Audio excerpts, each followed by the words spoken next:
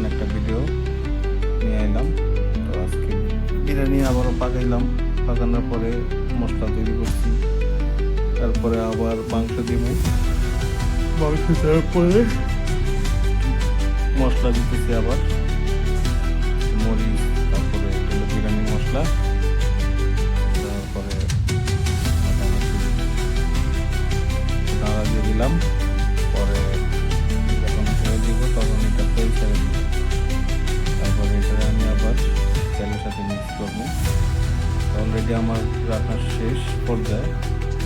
এখন আমি চাইলের জন্য পেঁয়াজ নিলাম, চাউল একটু ফ্রাই করলাম, তারপরে দিলাম মাংস মিক্স করে। তো অলরেডি মিক্স হয়ে গেছে, তখন আমি পানি দিয়ে দেবো। পানি দিয়ে এটাকে বসাই দিব। তো পানিটা পরিমাণ মতো দেওয়া হয়েছে। এর ভিতরে আবার আমি একটু দুধও দিলাম, দুধ, কাঁচামরিচ সব দিয়ে দিলাম।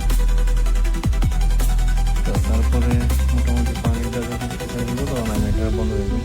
এখন বন্ধ করে দিচ্ছি। তো সবাই মিলে চলে গেলাম এই ফিল্ডের দিকে।